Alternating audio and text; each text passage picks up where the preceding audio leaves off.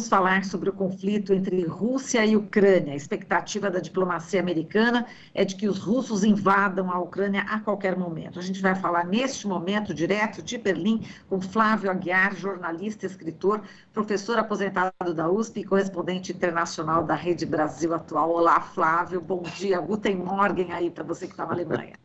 Bom dia, boa tarde aqui para mim, já aqui é 12:30, já passamos do meio-dia. Vamos começar o comentário? Guten Tag. Guten Tag. Então, é o seguinte, Flávio, vamos lá, nessa tentativa, né, de encontrar uma saída diplomática, aí o chanceler da Alemanha, Olaf Scholz, vai a Moscou nesta terça-feira para pressionar Vladimir Putin a não atacar a Ucrânia. Por outro lado, temos aqui o presidente Bolsonaro embarcando hoje também para Moscou, onde tem um encontro marcado com o presidente Vladimir Putin na quarta-feira. Os analistas internacionais estão preocupados, obviamente, com o possível conflito e também com o que o Bolsonaro possa falar nesse encontro, algo impensado ou descontrolado, algo que também não está fora de cogitação, né, Flávio, diante aí do histórico desastroso de Bolsonaro no cenário internacional. Queria que você comentasse aí a participação do Olaf Scholz e também em relação ao presidente Bolsonaro, a ida dele à Rússia.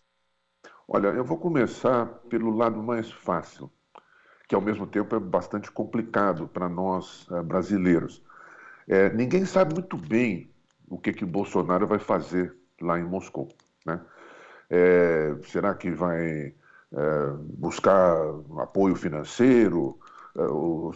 Enfim, o que ele pode dizer nessa altura do campeonato para Vladimir Putin? Uma coisa é certa, o governo russo está investindo assim, politicamente e também financeiramente, ao lado do chinês, na América Latina. E não podem tapar o Brasil com a peneira, né? Então, o Brasil é 1/3 da América Latina, metade da América do Sul, de modo que, se a Rússia realmente pretende investir mais pesado, é necessário levar em conta o Brasil, esteja quem estiver ocupando o Palácio do Planalto em Brasília. Além do mais, nós podemos dizer que existe, de fato, uma afinidade, em parte, de estilo entre Bolsonaro e Putin, embora também existem diferenças notáveis, porque Putin é um jogador de pôquer, né? E Bolsonaro é um jogador aliás, de roleta russa, vamos dizer assim, né?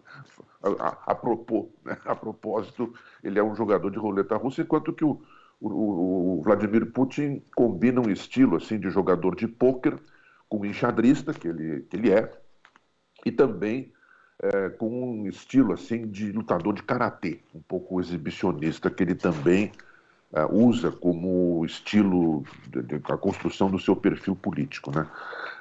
Mas o fato é que ninguém sabe o que vai sair desse encontro de Bolsonaro com Putin. Ele está levando com ele uma coorte de militares de pijama e sem pijama, está levando também pessoas aí do setor cultural, se é que a gente pode chamar de cultura em relação ao governo Bolsonaro, mas está levando tudo isso e leva essa incógnita, o que será que vai acontecer, né?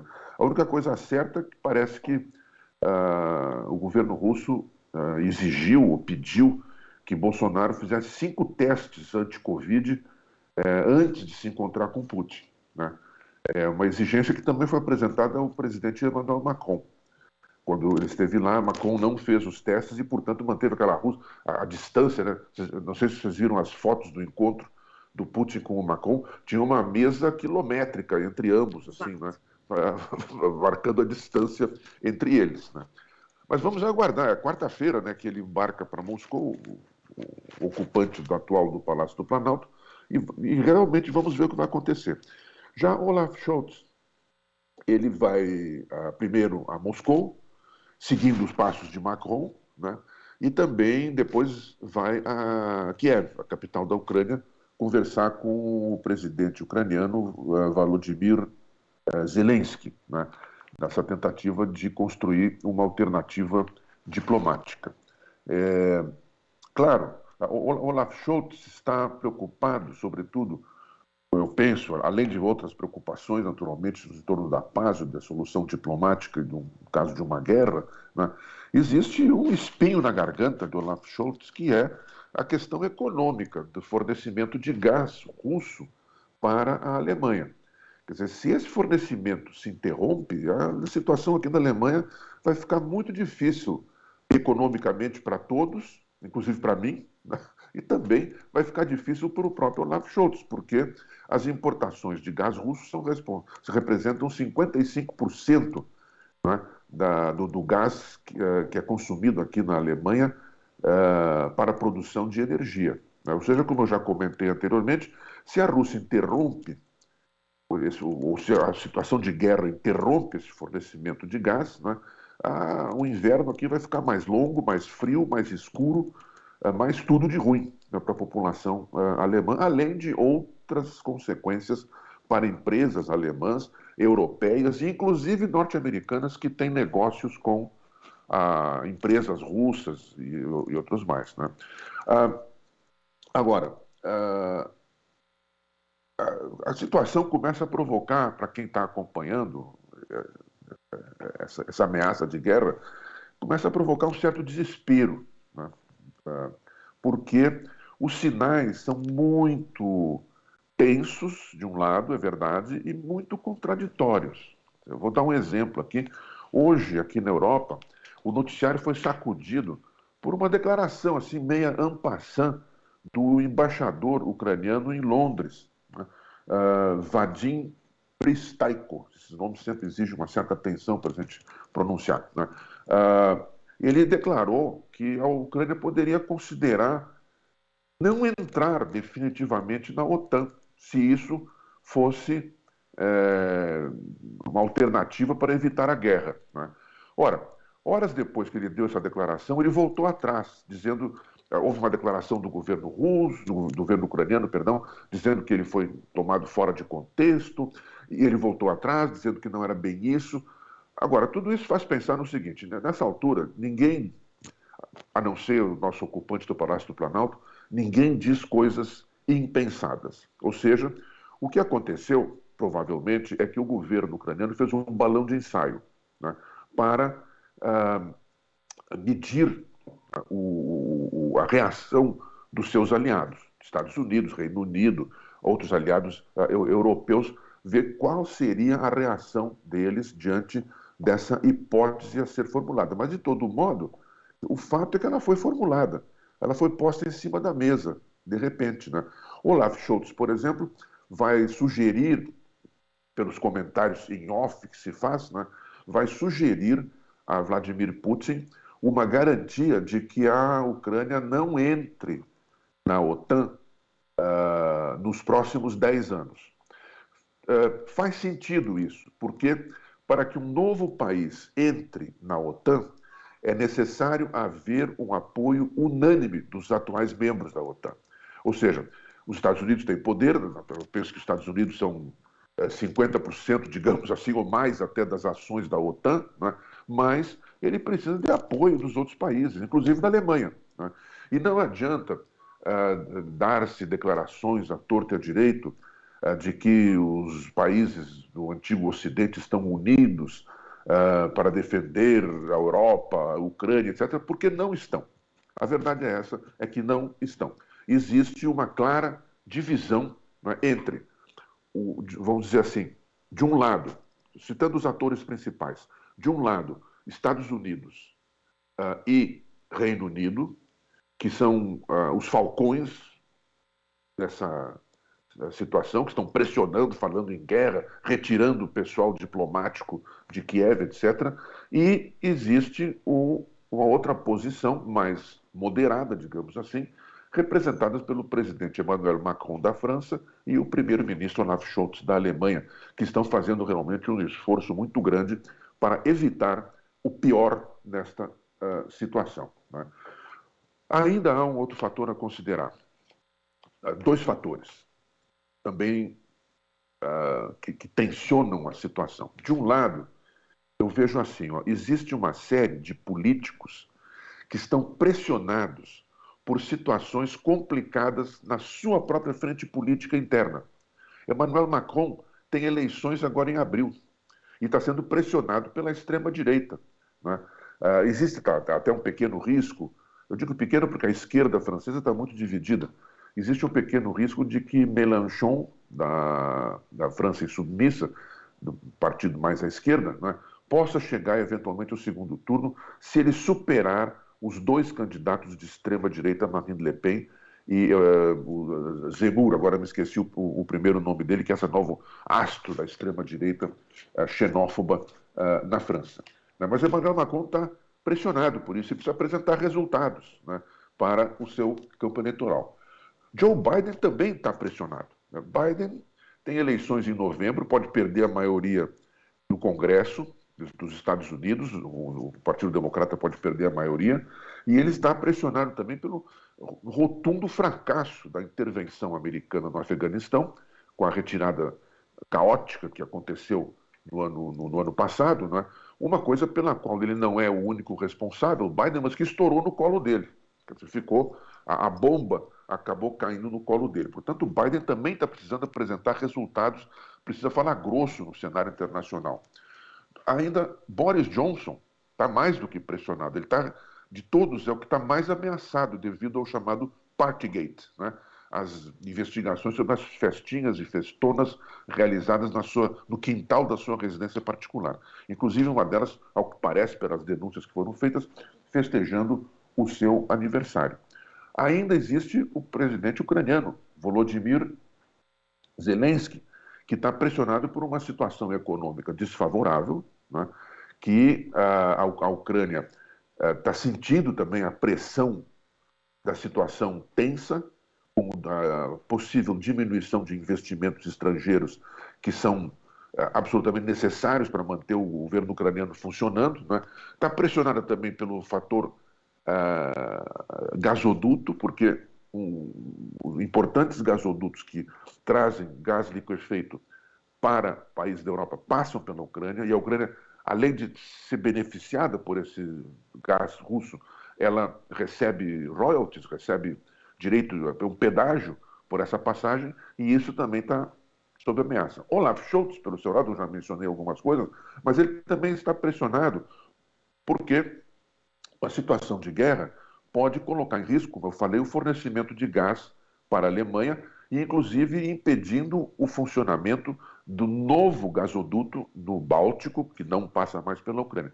Ou seja, existe uma situação de pressão enorme sobre todos esses políticos e todos eles precisam apresentar resultados no curto prazo, né? De modo que é necessário tomar esse clima, né, todo com uma certa cautela, esse clima tenso todo com uma certa cautela, porque ele pode ter, estou dizendo pode, porque tudo é possível acontecer, pode ter um fator de pressão política por trás dessa situação. O próprio Putin também está pressionado, porque a Rússia depende dessas exportações de gás para outros países, né? Tanto ele se vê pressionado que ele, agora nessa situação de aprêmio, né, ele correu para debaixo da asa chinesa, né?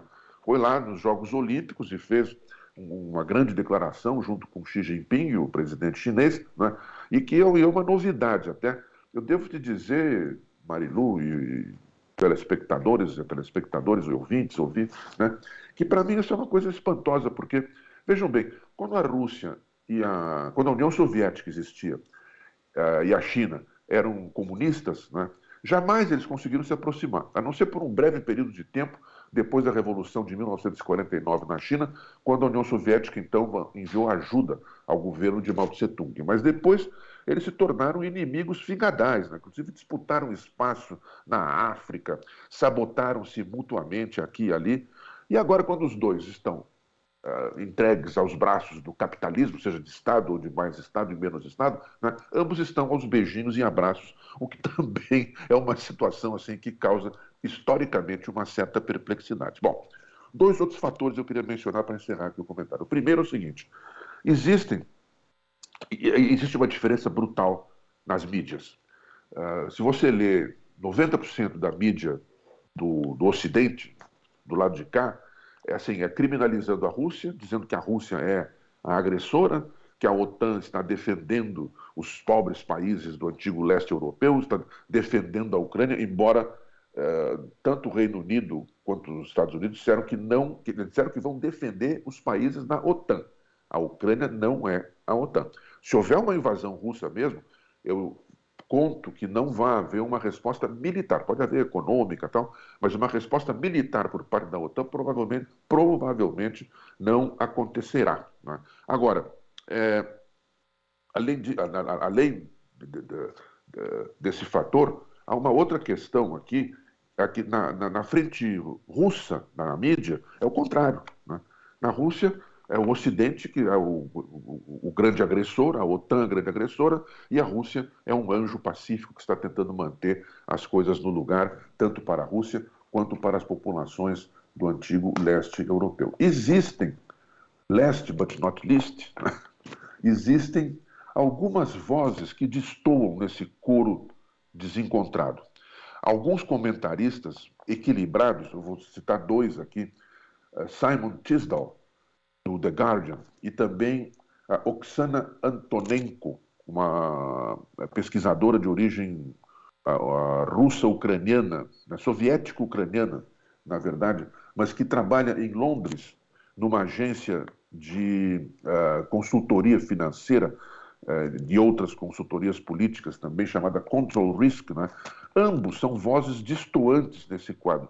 Ambos dizem que a hipótese de uma invasão militar por parte da Rússia, da Ucrânia, né, é ainda uma coisa remota.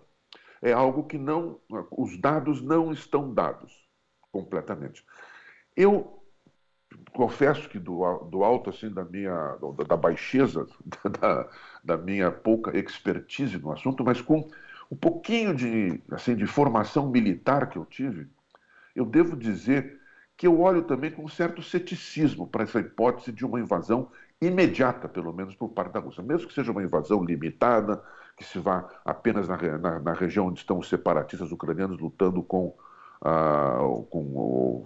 enfrentando, não é, as forças armadas do governo de Kiev, né?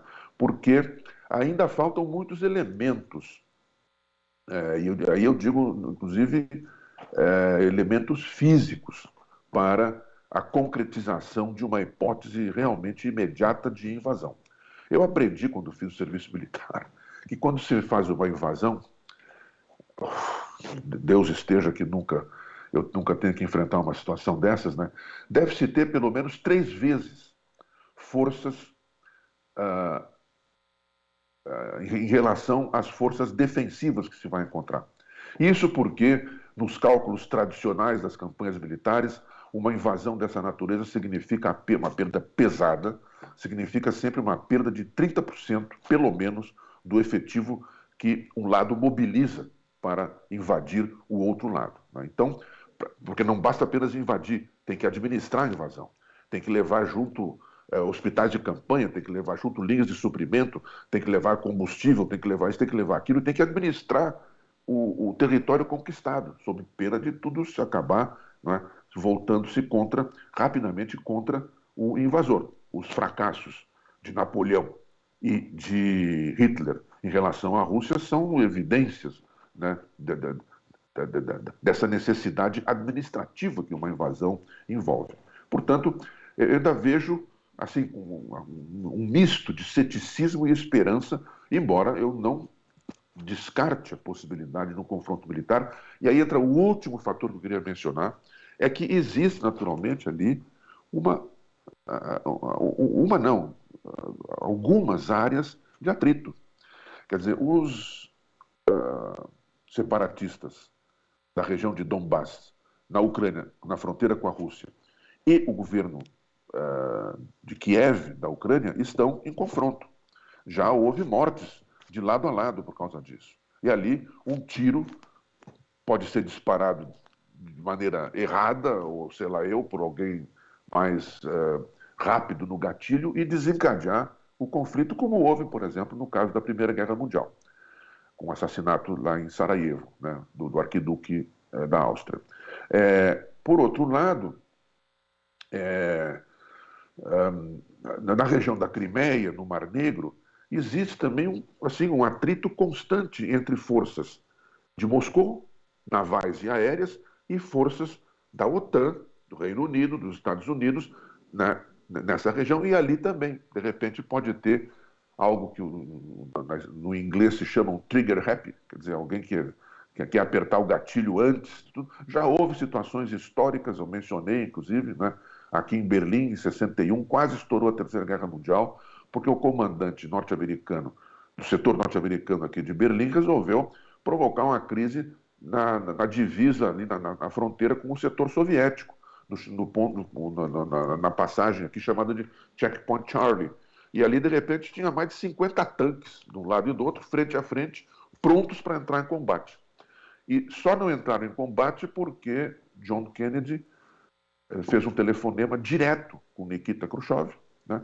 E os dois chegaram a um acordo para impedir o confronto, e os tanques começaram a se retirar um a um. Saía um de um lado, saiu um do outro lado. Saiu outro de um lado, saiu outro do outro lado. Mas ali realmente quase começou a Terceira Guerra Mundial, e isso não pode se descartar também em relação a essa situação na Ucrânia. Estamos aqui realmente vivendo uma situação de aprêmio e confusão devido a essa guerra midiática, informática e política que, por hora, é o que está predominando no cenário. Tá certo, então, Flávio, olha, a gente já está no finalzinho aqui do jornal, a gente agradece toda a sua análise, vamos continuar aqui acompanhando esse conflito entre Rússia e Ucrânia. Tá bom. Certamente vou voltar outras vezes para a gente poder aprofundar essa análise. Forte abraço para você, Flávio. Forte abraço. O único comentário, você disse está certo? Não, não está nada certo, está tudo errado. Tá bom? É verdade, o que está certo é a sua análise. O que está certo é a sua análise. Eu entendi, tá? Muito obrigado. Beijo, Flávio. E até uma próxima oportunidade. Um beijo para você e um abraço para todas e todos aí. Até a próxima. Você está ouvindo Jornal Brasil Atual. As notícias que os outros não dão.